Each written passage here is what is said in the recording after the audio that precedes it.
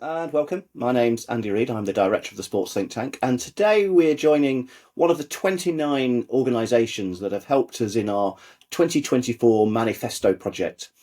We were challenged to come up with policy ideas for a new government after the next election, which would probably not have great resource implications. As we all know, the economy and the public finances are in a position where spending is going to be very difficult for the next period. So these individual organisations have come together. We've created the pamphlet, which is available on our website, but we wanted to give each of the contributors a little bit more time to expand on what they're trying to say in their chapter. So let's head over to the next one in this series of this Sports Think Tank 2024 Manifesto. The latest podcast. So I'm really delighted today to be joined by Ali Oliver from the Youth Sports Trust. And as always, I'm going to ask Ali to introduce herself and the organisation. But it's a real pleasure, as you know, Ali, we've known each other for quite a long time. So I'm hoping that we just have a very friendly chat through this chapter and looking forward really to learning a little bit more about what you've got to say. So yeah, a little bit about you and obviously the organisation, the Youth Sports Trust. Brilliant. Thank you, Andy. Thank you for inviting me to be part of today's conversation. So your background, Ali, I know where you've come from, but you've got a long history. I'll rephrase that. Not a long history. I'm old. That's what you're saying. But yeah, you've been with the sector, and sort of that. So do you want to just describe your journey to where you are now as chief exec of the Youth Sports Trust? Thank you, Andy. Well, yeah, it has been a long time. I was privileged to train as a teacher. And that's where I started my career, secondary physical education. Indeed, I worked in state and independent sector and secondary and FE. I thoroughly enjoyed it. It was everything I wanted at the time. And I loved the ability to work with young people every single day. And of course, I'm passionate about sport, but I was never particularly good as a athlete. I was okay, I represented my school and represented the county and a few things, but I was never a real elite athlete. And what it was that I loved about sport was I knew intrinsically my own personal growth and development and my education were down to finding sport, finding some amazing role models and people who helped me along my journey. And that was really what I loved about teaching. But I moved from actually teaching in the classroom to teacher training after about 7 years in my teaching career. And I moved to the University of Bath, took on the postgraduate certificate of education program in PE and led that for a little while. But it was a great moment because it was the time when we as a nation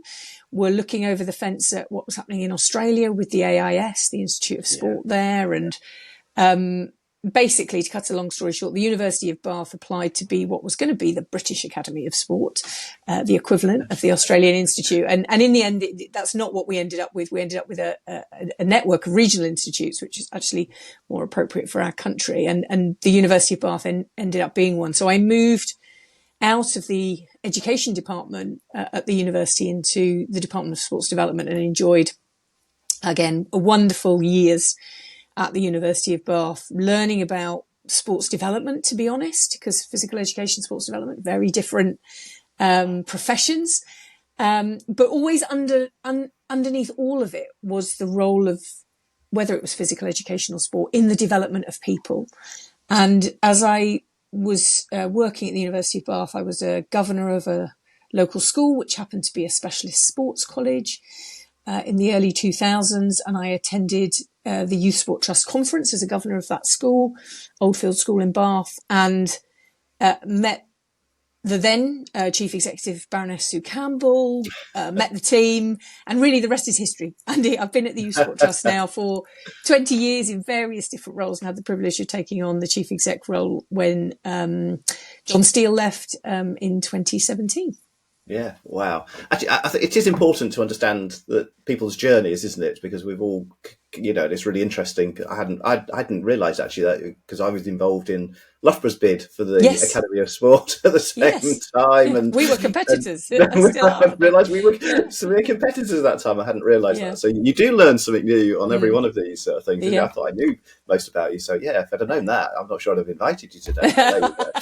Yeah. So Too that's late. Too brilliant because late. it does just show that journey, doesn't it? And so you've picked up a lot of that experience. So you do know from the classroom right through to sort of dealing at that level. Hmm. And then the Youth Sports Trust. I mean, clearly I'm biased because obviously sort of I do remember meeting a youngish Sue Campbell in a meeting Hmm. room at Loughborough University in 1995 with a Yep. tops bag, and have probably followed the journey because you were based in my Loughborough constituency for such a long time that I feel I watched Yes. this organisation grow and loved it.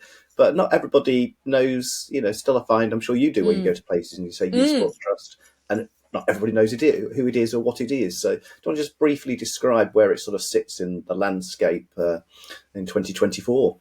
Yes, yeah, absolutely, Andy. So the Youth Sport Trust is a UK children's charity, and that language is really important, that we do work in partnership Yeah, across England, Wales, Scotland, Northern Ireland.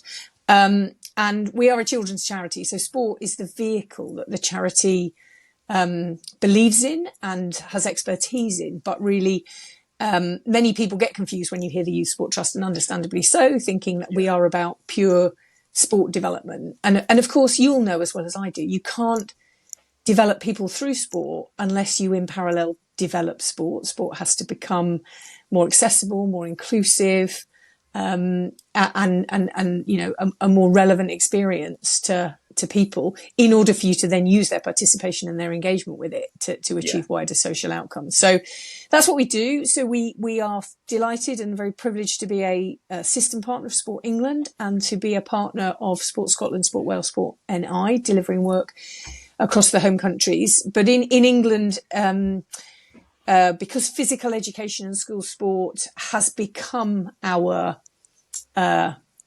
area of expertise, really. When Sue set the charity up and she had a look at what would a charity that was there for children and was going to use sport, where would we need to make the biggest impact if we were to change young people's lives through sport? And it was primary schools at the time, yeah, and the fact that we have generalist teachers delivering physical education in primary yeah, school, as we do every subject. Actually, the classroom teacher teaches everything, but because yeah, PE is quite yeah, complicated, 4 to 6 hours of teacher training in PE is just not enough, really, to equip people who aren't from a physical activity or sport background to necessarily feel confident and competent to teach it. So we started with TOPS, as you said, bag of equipment, some resource cards, and some training.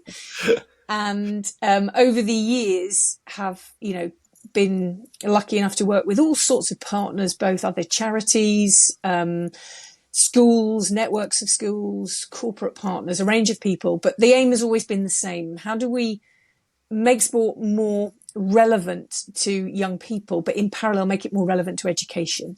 yeah, We passionately believe that physical education is absolutely part of the education of the whole child, but also children who are active and who enjoy participating in sport can become healthier, happier, more contributing citizens. And indeed, as we know, the research shows children who are more active yeah. benefit cognitively and perform better in the classroom. So that's really what the charity is all about in a nutshell. It's working with schools and educators. We're more B2B than we are B2C. We do very little work directly with young people. We work through those who work with young people, particularly teachers and adults other than teachers, head teachers in schools.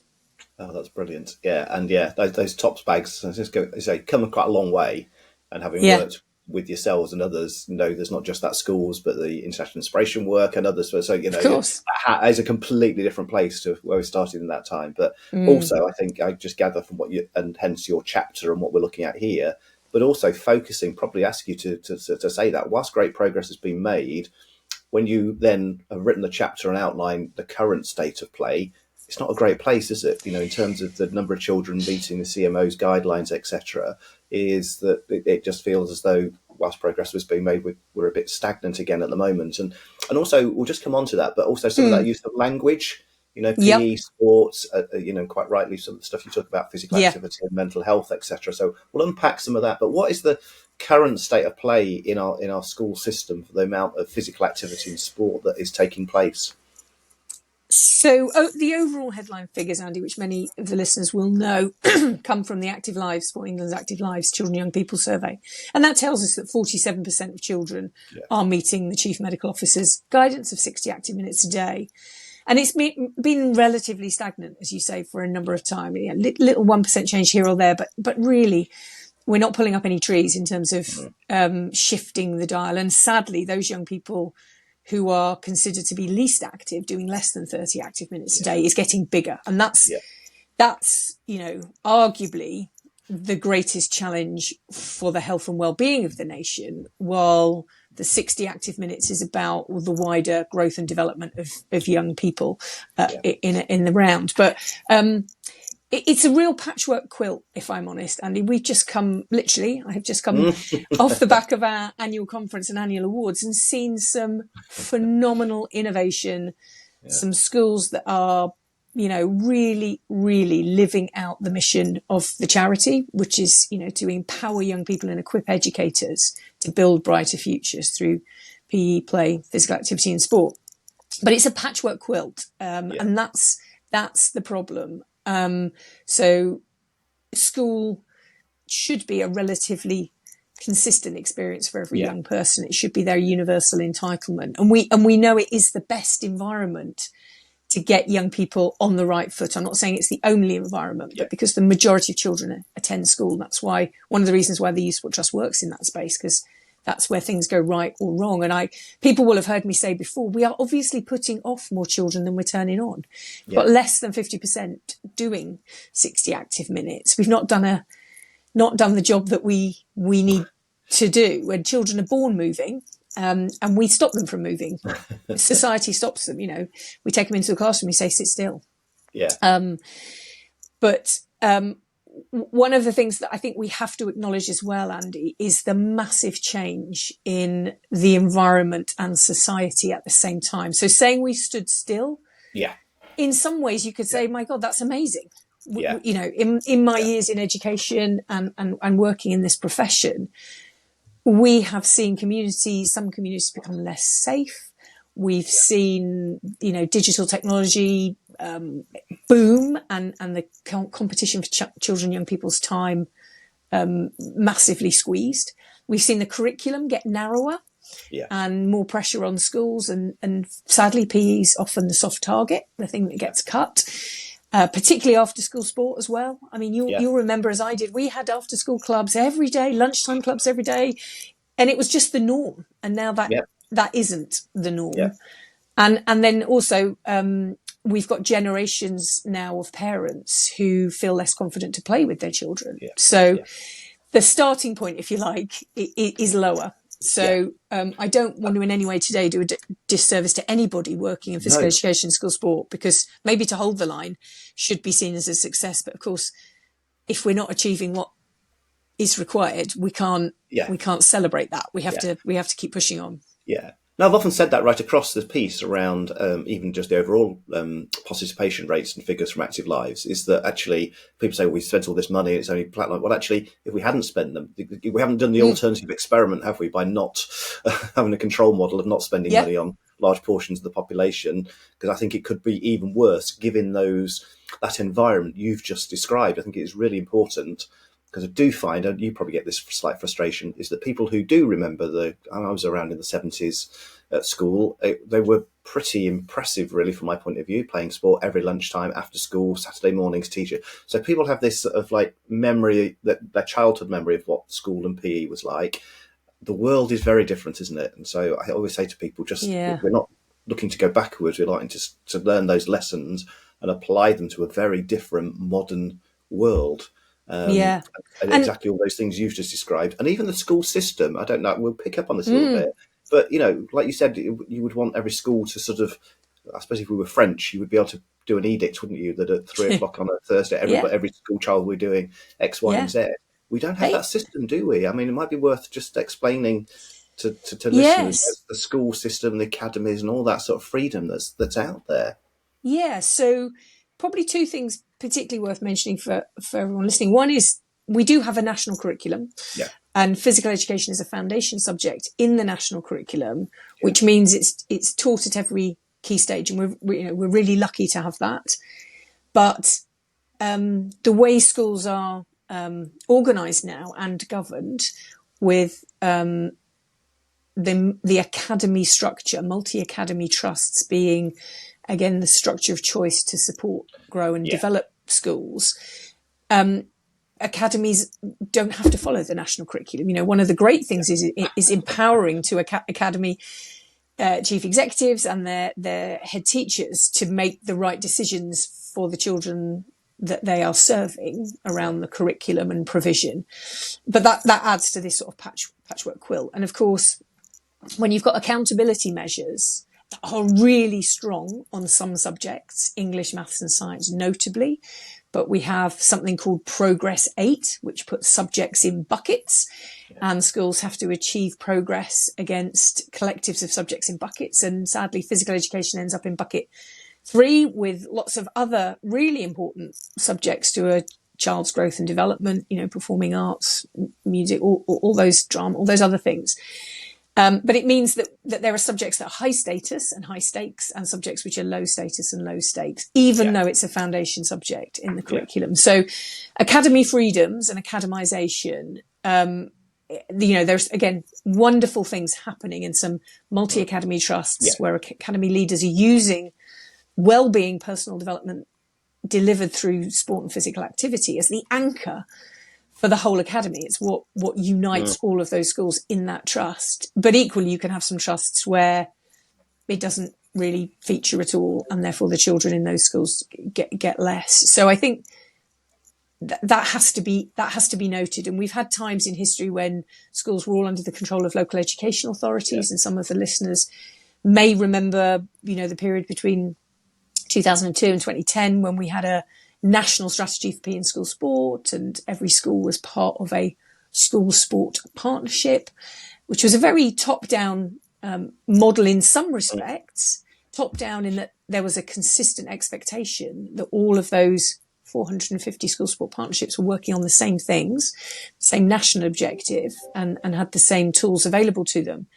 But they weren't totally top down, because the partnership development managers and the school sport coordinators and the primary link teachers were all based in schools, employed locally from that context. And they were incredibly skilled, many of them, in meeting those national agendas in a way that best served the children and young people in their community. And we've sort of gone away from that. We still are very lucky, again, to have 450 part-time school games organisers, again, employed locally, working in partnership with active partnerships, delivering a competitive school sport offer, albeit a much more inclusive one than I remember when I was a PE teacher, when it was all about the A team and nobody else. Fortunately, we moved beyond that. But those school games organisers are on 3 days a week. They have on average 55 schools to service, and they just can't deliver the scale that we need. And arguably, the challenges, the barriers are more today than they were when we had the school sport partnerships with a different model. I think that bit about the school landscape. And Andy, if I could I know I'm wittering on, but just add one other this is thing. really important to put context to all of this, isn't it? Because people have their sort of anecdotal view of the world that was. And the other thing, as a former PE teacher, I started my teaching career. Well, I went through my training when the Education Reform Act was introduced and the national curriculum was introduced. It's very exciting. But by the time I'd qualified and got into my first job, we had got the start of GCSE and A-level PE. And that was a game changer for PE teachers.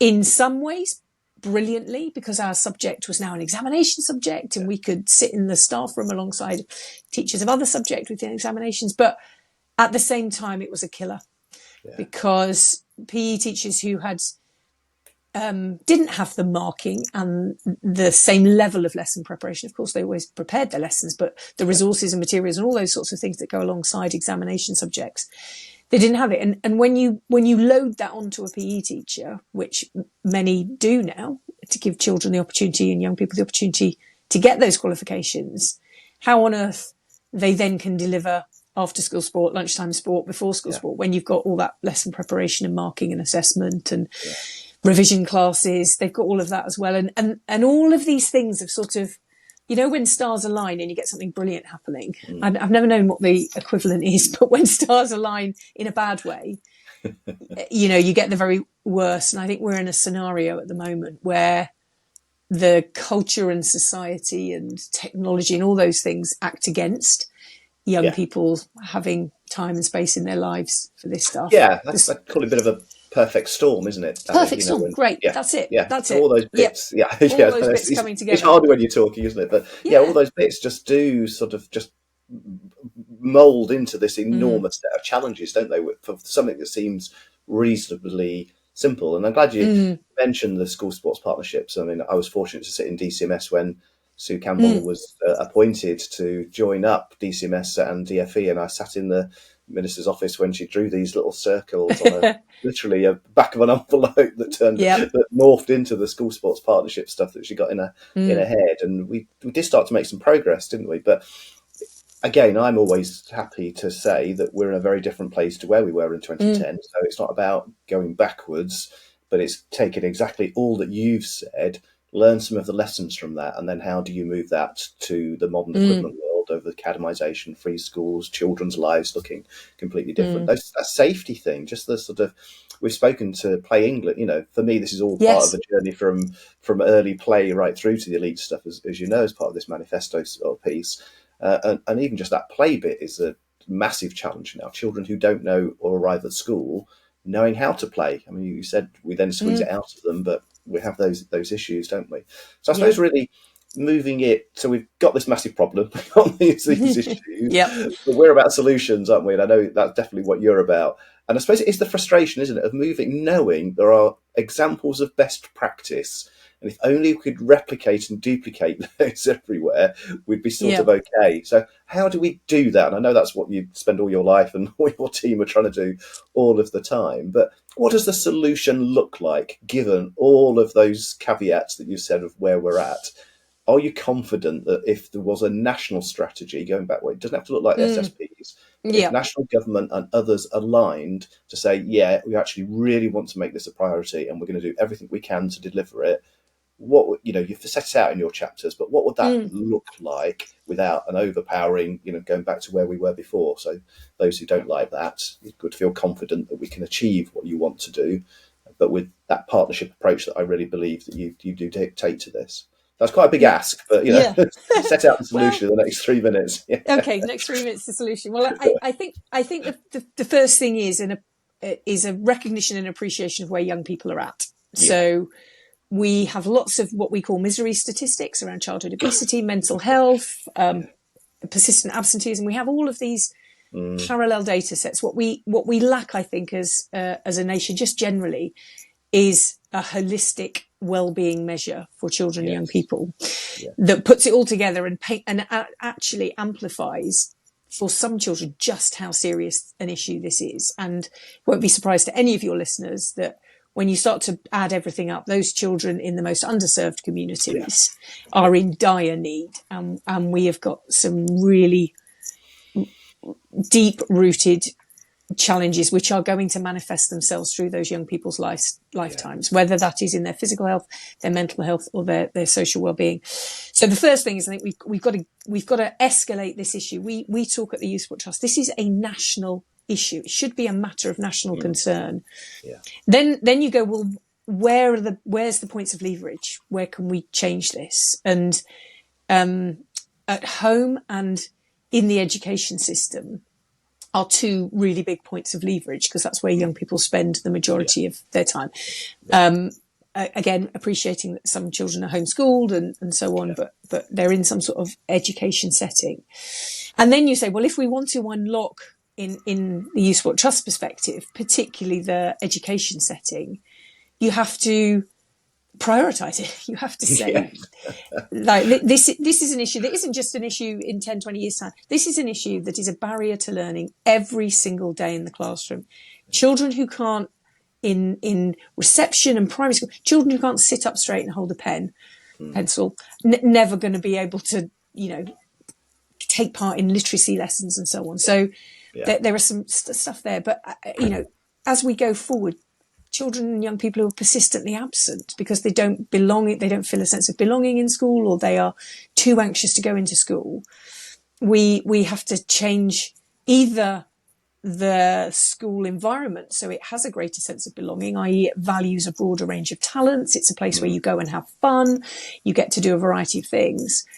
And or we have to equip young people with the skills and attributes they need to manage a very complex world. So going to school isn't quite so frightening. It might still be a difficult environment to work your way through, but I've got a little bit more backbone. I've got some tools in my toolbox to help me cope. So that's where I think PE fits in. And it's not the only subject, but PE is sort of, we can see sport interventions, particularly in the community, that help people who've got into very dark places. But with children, it should be upstream. We should be equipping them early so that they are less likely to fall into those dark places.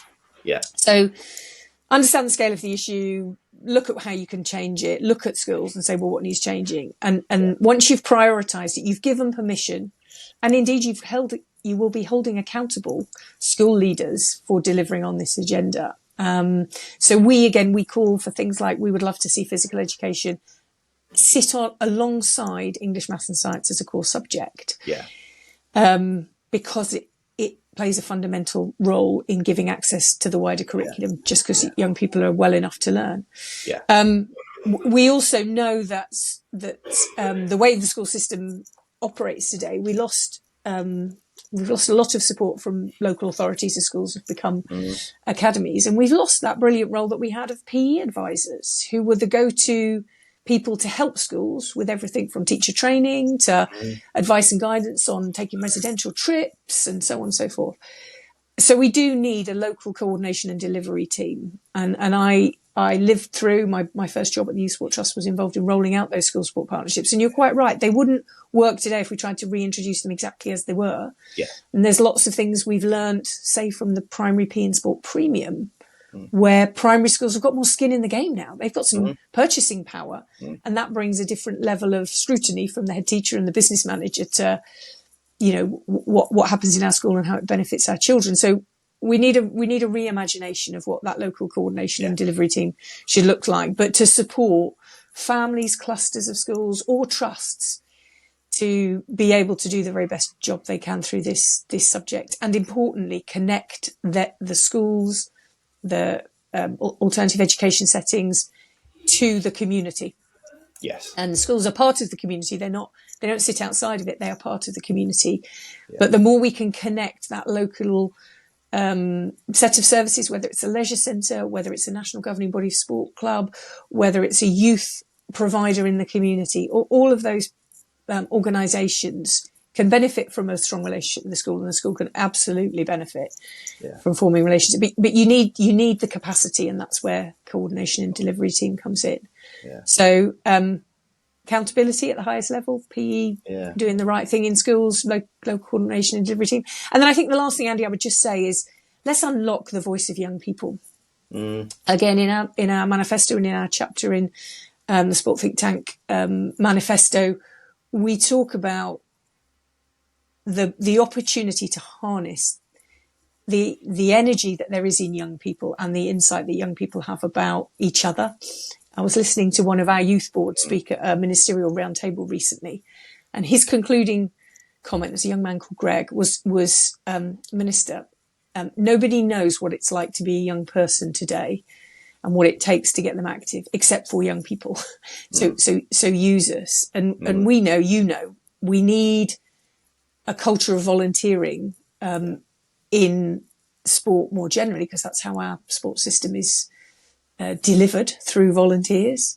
So I think there's a big win, a big lever there around youth voice, young activists, young volunteers who will become older volunteers and help us down the line keep the nation active as well. So that's way over 3 minutes, but no. I do. Those are some of the starting points.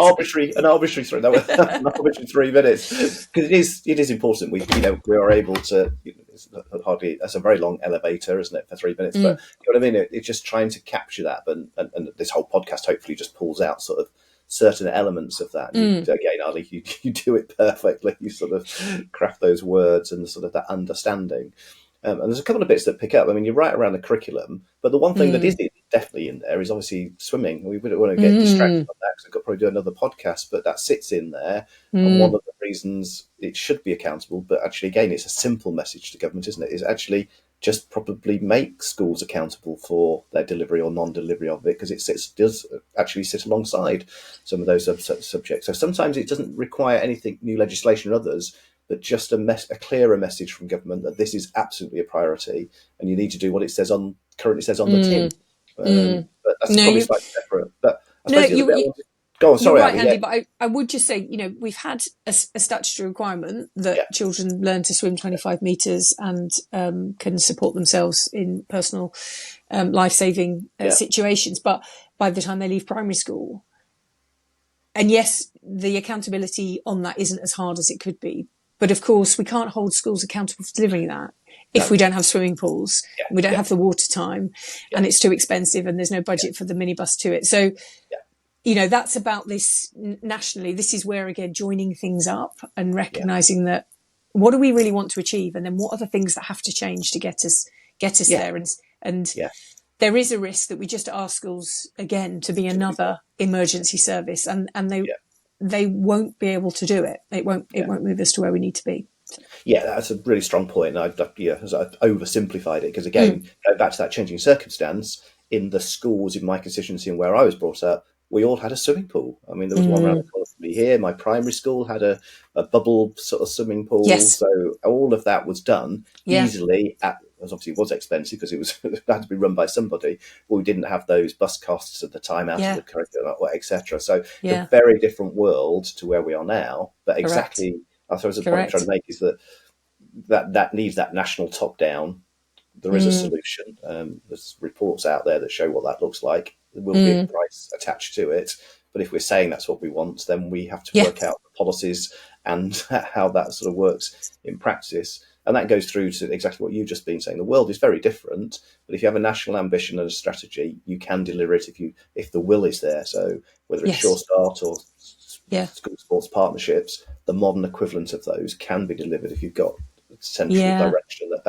You do put children at the heart of what you want to do, and those doom statistics that you talk about are quite scary. I don't know whether I just get the algorithms just send me more and more doom statistics, but it is pretty tough out there, isn't it, for children? It's incredibly tough. I mean, the statistics are just horrifying that, 3 children in every class have got a probable mental health condition that's going up year on year. And, a third of children leaving primary school obese. It's just 20% persistent absence. I mean, it just goes on and on and on. But, Andy, one of the things that we perhaps haven't touched on, but just listening to you then, is we are so lucky with the workforce. And when I say workforce, I mean teachers, coaches, volunteers in sport, all of the amazing charities in the sport for development sort of space, and that are supported by the Sport for Development Coalition. Amazing. The community of private providers and the work that UK Active do. Amazing. What Sport England are really helpfully doing is uniting us, is finding ways of supporting us and encouraging, through their investment, collaborative working. And when I had the privilege of working through those 10 years of the PE and School Sport Club Links strategy of the former Labour government, there was a national target we were working towards to begin with 2 hours of high quality PE and school sport for every child every week. And then it went to 5 hours. Yeah. And it just galvanized people, even if they weren't funded by the strategy or didn't have a role that was named in the strategy document. Everybody pulled together because they knew what we were working for. Yeah. And as we got closer to that target, it was like the old church roof fund. You saw the numbers going up, and people just outside. It galvanized people more and more. And I think that again is underestimated.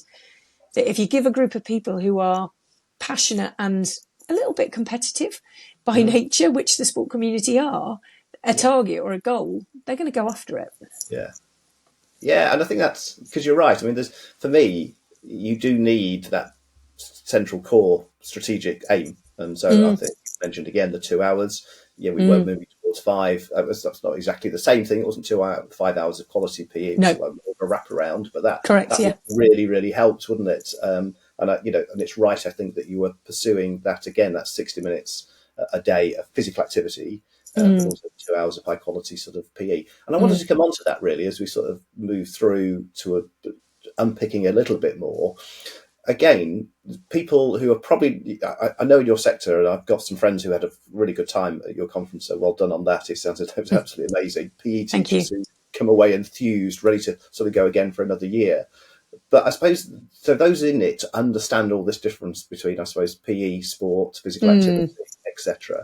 Is it worth just unpicking a little bit? Because sometimes people use these so interchangeably, and it's not necessarily the same thing, isn't it? And again, because you represented school and county, I did county, but that meant there was probably another 200 kids in each of our year groups who didn't really do any of that.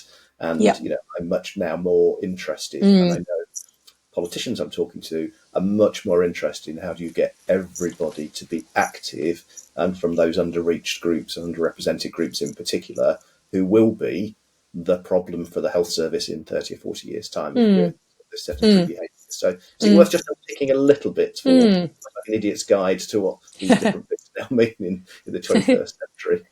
Yeah, I think it's a really good point, Andy. Really, really good point. And if I could give you £1 for every time someone said to me, why don't you change the name of the Youth Sport Trust? Because people would understand what you're trying to do better if you change the name. So I'll try and unpick them. And then I'd quite like to just give a personal perspective at the end, if I may. But all of them, we use 4 terms. We use play, physical activity, physical education, and school sport in our world. Yeah. All 4 sit under an umbrella of movement.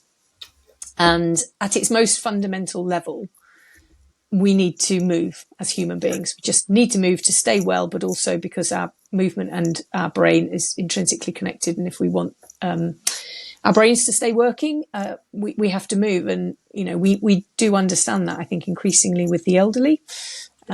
Someone who lost the mum to dementia, the doctor telling us the thing you can do most for mum is keep her walking every day. That's how she can protect her brain better than Sudoku, crosswords, to keep her moving. So anyway, all of it sits under movement. Yeah. Physical activity is, of course, everything from, walking to the bus stop and walking upstairs to playing badminton to taking part in a PE lesson. It's all physical activity.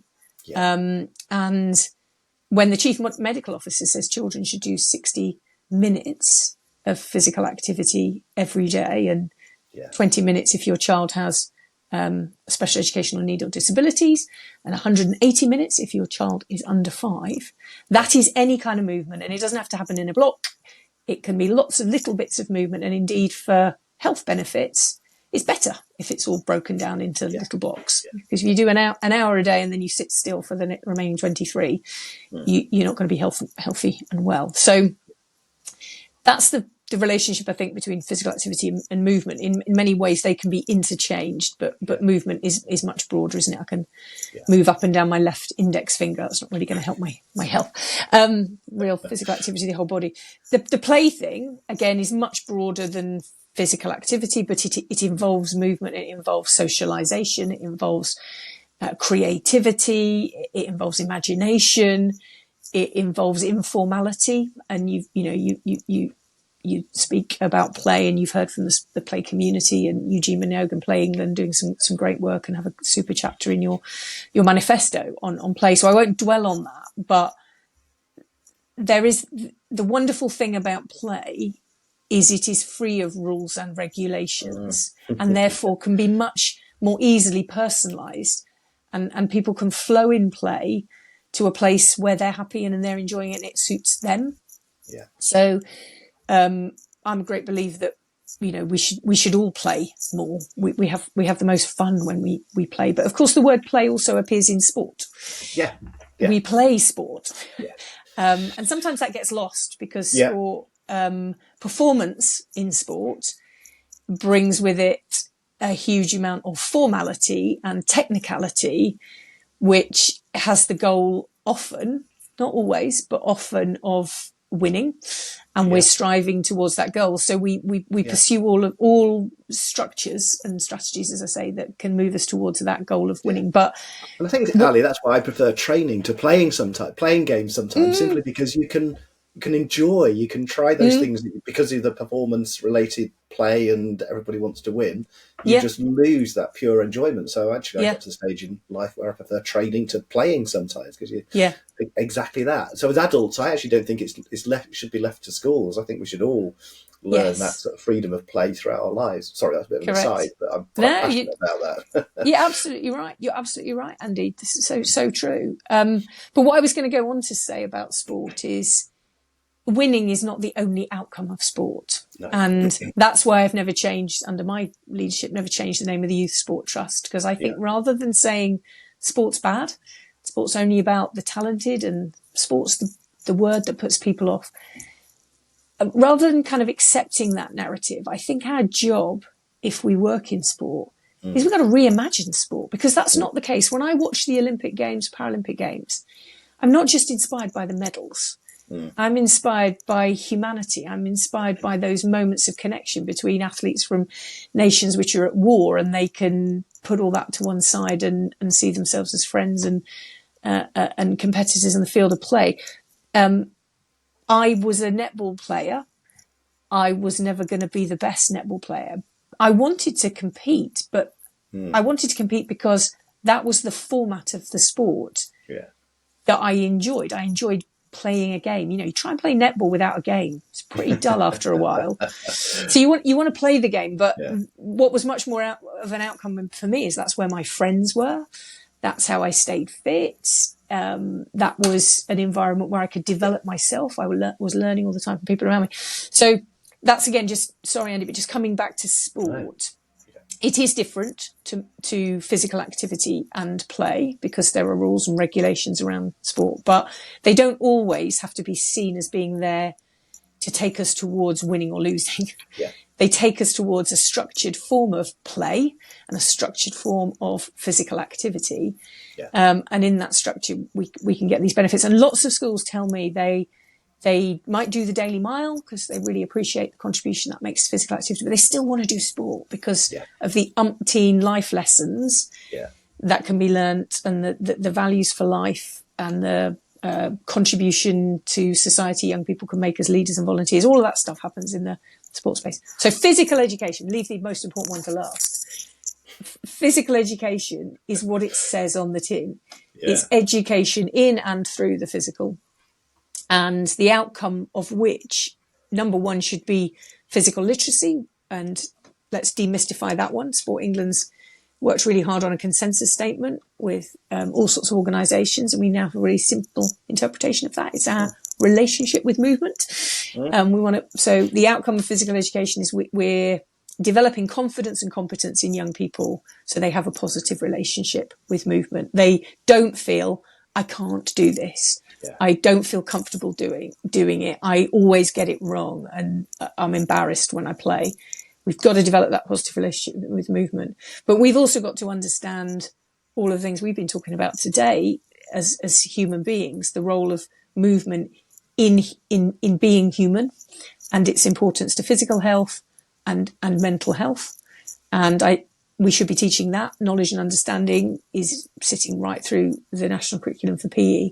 And then the last thing is when we teach physical education, we often pick a sport through which we teach physical education. We are not teaching the sport. We are using the sport as a vehicle to physically educate. But along the way, we're introducing children to a range of different sports in case they should find one that they really like, and that's the route they want to be active for life. They may, of course, we might do, some incredible Key Stage 4 curriculums where schools are planning their curriculum in partnership with the community, and the curriculum involves taking children to the local gym or the leisure centre, as well as to a community sports club, as well as to some of the activities that now happen in our parks, like Park Run, giving young people exposure. But all the time we're giving them exposure, it's not just to teach them that activity, it's to use that activity as a space through which we can physically educate in both movement, confidence and competence, how our body works and why we need to move to stay healthy, fit and well, and also how we become active citizens, and our personal development, our values, our skills for life and work can all be developed through PE. So Again, sorry, long answer, but that's No, that's just really helpful, Ali, because I think sometimes those of us in different parts of the sector just take for granted how we use some of the language. And a bit like you've just said, it's taking a lot of work to get that physical literacy piece to a place where everyone knows what we're now sort of saying. sure, for sure. And I agree. This is why this particular pamphlet is called Sport, Physical Activity and Wellbeing, because actually I don't think you drop sport for 10 million people. It's part of their, fundamentally a big part of their lives. And but the well-being, so it is under the umbrella of movement. There are different strands, and yes, Yeah. sport will sadly at the moment be a barrier to people, but that doesn't mean it always has to be. For many people, it's really important for all of the things you said. Sure. Yeah, Play, for sure. And that, loneliness. Tackling loneliness, the social cohesion, the yeah, belonging. All of those things are just part of yeah, the additional bits that come with those communities that surround playing. What is sometimes I go to training and wonder what on earth I'm doing, chasing around a little inflated ball with a bunch of people. But and it is bizarre when you stop and think. But has been fundamental and yeah. important to a lot of people's lives, isn't it? It has, Andy. And the personal perspective I was just going to add on the end, which I nearly forgot to do then, which is, one of the things I've been lucky enough to do while working with Youth Sport Trust is do some international work. We have a sister charity called Youth Sport Trust International that works in all the places we don't around the world. And when you see sports like cricket in South Asian communities, it's sport. The young men and women that are playing sport, but there's freedom. There are no barriers. It might be an oil drum for the wickets. It might be a homemade bat. It might be, screwed up carrier bags all compressed together to make the ball. That we sometimes obsess around the barriers to sport and think that they are facility limitations, equipment limitations, cultural limitations, of course, ability limitations.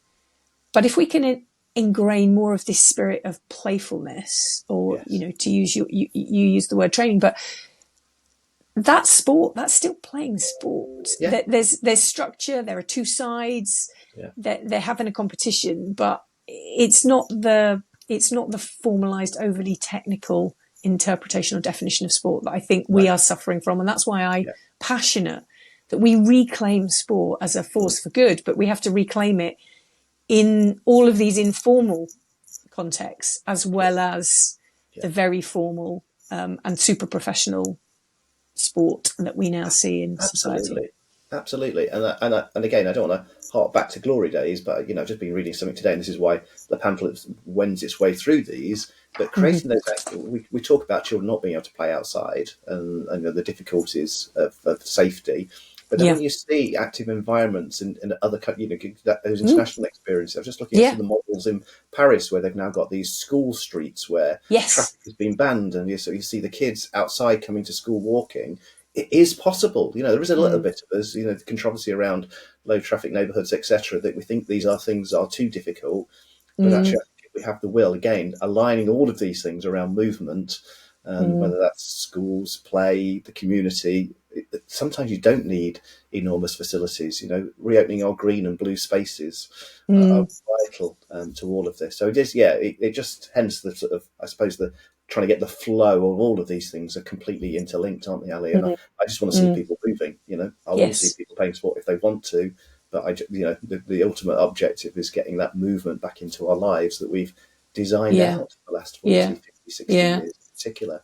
And actually, I don't know, hopefully other listeners get this sort of perspective, Ali, but I don't know how anybody's not doing what you want to do in the articulate way that you and the Youth Sports Trust and others just tell this complete story about. This is not just, some old-fashioned PE lessons we need to get back in, but this wholesome approach to what it will mean for our children, for schools and for society more generally, if we can just get return to this, well, not just return, because I don't want to be a halcyon day stuff, but given the modern pressures, there is a way forward for us, isn't it? And hopefully that's really come across in today, and the chapter that you've done and the work that you and other partners in that sort of space are really doing, and that.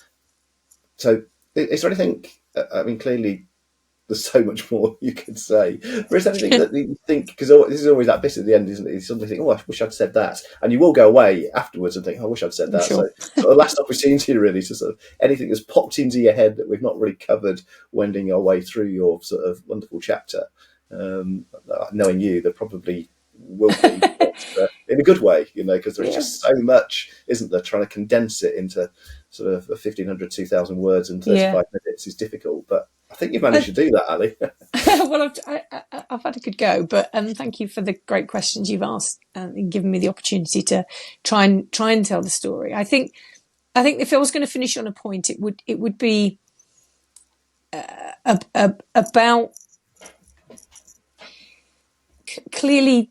I've stressed already, to get any of the things we've talked about, we have to value this stuff, and that can be chicken and egg. Is you only have to talk to someone who has decided to do a couch to 5K, that until they're several weeks into the training program and feel the benefits, they don't really value it, and it becomes hard to find the time to do that training in your day. But once you start to feel the benefits, you really value it, and there's no question. So I think that somehow creating that value at a national level, that we're in a really bad place and something has to change, and it's the most natural thing for us to move and give permission to do it. But if we want to reimagine things, I talked about reclaiming the language of sport or making things inclusive and relevant to young people. We have to engage some more young people, and we're lucky enough to work with schools, and tens of thousands of young people are volunteering in sport. And I think whether it's a policy or whether it's just a funding opportunity or whether it's strategically something that we do, if we had the opportunity to recreate some sort of local coordination and delivery team for school sport, let's pack it full of young apprentices, young people who are really in touch with their generation and will help people like me now in my 50s do the stuff that I, through experience, know how to do, but I have no experience of how to make sport accessible and meaningful and relevant in today's world for a young person. So that will probably be my thing, is we need to refresh our workforce. And I think there is a ready supply of demand there, of young people desperate to move into this. And if we could find some way of unlocking that, both as volunteers and as paid employees or apprentices, plus the national valuing it, put those two things together. Boom. I think we could see something very special happen.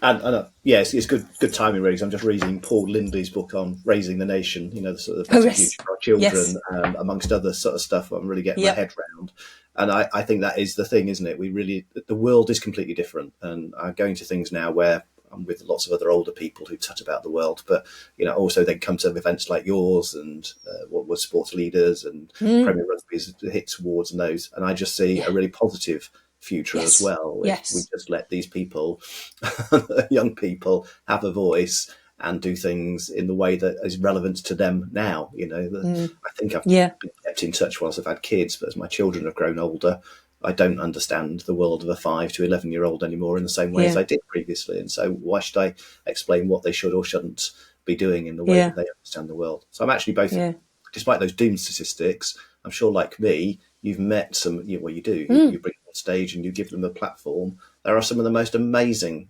people who do amazing stuff and are able to talk to ministers and others in a way that just blows my mind. So, let's finish on a high note. We just need to give them the pathway. So they're there. And like you say, we've just come from our conference. We had some amazing young people speaking, contributing to debates, whatever. But going from volunteering and leadership in school, and you mentioned the work of the Leadership Skills Foundation again, really powerful stuff in this space, like some kind of national citizenship service for sport. So young people who want to get there, a bit like Teach First, something like that just gives all of these young people, but in return, what we get is a huge boost of creativity and energy and connection with a generation who are living only a world they understand. Absolutely. That's a really positive note, I think, Ali, isn't it? Which to Yeah, say, yeah, the future could be bright. We just need to yes, grab hold of this agenda, definitely, for people to definitely. understand its importance, and it's not just for its own sake, but actually the contributions to the individual and to society would be Yeah. enormous. So thanks for all that you do, Ali. Thanks for your leadership across the sector and your approach to collaborating and pulling this together. Must be very frustrating at times. I know that through the way that government works and its funding mechanisms. But another podcast sometime. But they're important things, aren't they, for government? The bits that government can contribute to are important to get right as well for your workforce, aren't they? So we're Well, they certainly make it sending that easier. message They for you. make it easier. But Yeah, I just to finish, Andy, you do incredible work as well, and you convene the landscape brilliantly and get important messages out through the various platforms and networks that you have. So thank you to you too. But the government is part of the solution. It's not the whole yeah, solution. We can absolutely. all do things differently every day, and that's what we have to put our faith in, don't we? Because that's the only thing that we can completely control. Yeah, even though I So do all this, I do think there are large parts of we can just do it ourselves. We mm, sometimes lobby government to do stuff we don't really need them to do. yeah, Sometimes it's about yeah, letting us get on with it. Okay, funding helps and regulations that get in the way. But otherwise, actually, quite a lot that people ask me to lobby for, I think, well, just do it. yeah, yeah. So that's the message from this, isn't it? That we Sure. get all aligned, and Yeah, we will make a transformation in young people's lives. So thanks again, sure. Ali. It's always Thanks, Andy. inspiring to talk to you and cheered me up. As I said, I had a bad start to a bad week, and I'm finishing on a Friday in a really good mood. Oh, really good, really good. Well, thank you for the opportunity Thanks, Ali. again, and I hope you have an active weekend ahead, Andy. I will. Cheers. Take care. Thanks for listening to the latest podcast. Hopefully you found it helpful and you've gained some insights from our guest. If you have enjoyed it today, it would be really helpful to hit the like button and subscribe wherever you get your podcast from. As always, feel free to pop over to any of our social media channels to comment or ask a question. Or sign up to our monthly newsletter at sportsthinktank.com. If you're interested in supporting our work at the Sports Think Tank, again, just head over to the website or drop me an email. Thanks, and see you again next time.